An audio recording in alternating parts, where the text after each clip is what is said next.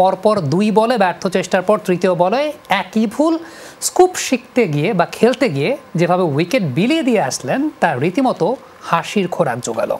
সব মিলিয়ে ফর্ম ফিরে পাওয়ার মিশনে লিটন দাস যেন এক দিক হারা পথিক, যার ব্যাটিং সামর্থ্য নিয়ে সন্দেহ নেই কারোর। তবে এলকেডি যেন থমকে গেছেন মানসিক খেলায়। বিসিবি সভাপতির বিশ্বাস, বিশ্বকাপে নিজের সেরা ফর্ম নিয়েই খেলতে যাবেন লিটন কুমার দাস।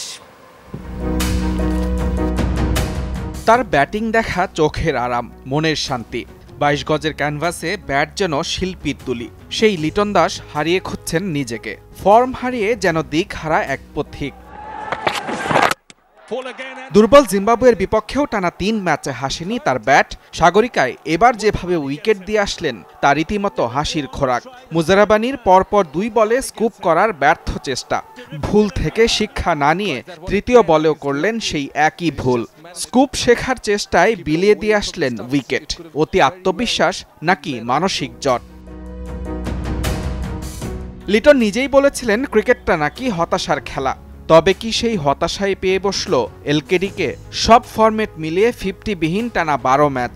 চলতি বছর 6টি টি20 খেলে দুর্বল স্ট্রাইক রেটে করেছেন মাত্র 72 রান। অথচ 2022 সালে 19 ইনিংসে 140 স্ট্রাইক রেটে 450-তে করেছিলেন 544 রান। তার সামর্থ্য ও ধরন নিয়ে সন্দেহ নেই কারো। তবে চিরচেনা লিটন থমকে গেছেন মেন্টাল গেমে। সেই মানসিক শৃঙ্খল কাটিয়ে টি20 বিশ্বকাপে স্বরূপে দেখা দেবেন এলকেডি, এমনটাই বিশ্বাস বিসিবির কোচ ও পরিচালক থেকে সভাপতির।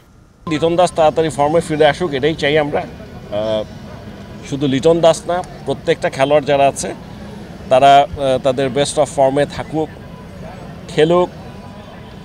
সবচেয়ে বড় কথা হচ্ছে টি20 খেলতে গেলে এখন সাহস করেই খেলতে হবে।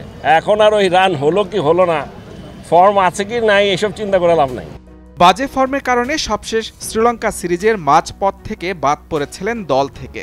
এরপর ডিপিএল খেললেও নিজেকে ফেরাতে পারেননি। এবার জিম্বাবুয়ে সিরিজে বাকি আর 2 ম্যাচ। সুযোগ যদি আরও একবার আসে, মিরপুরের মাঠকে ক্যানভাস বানাতে পারবেন তো লিটন দাস? মুজরাবিন তারেক, যমুনা স্পোর্টস।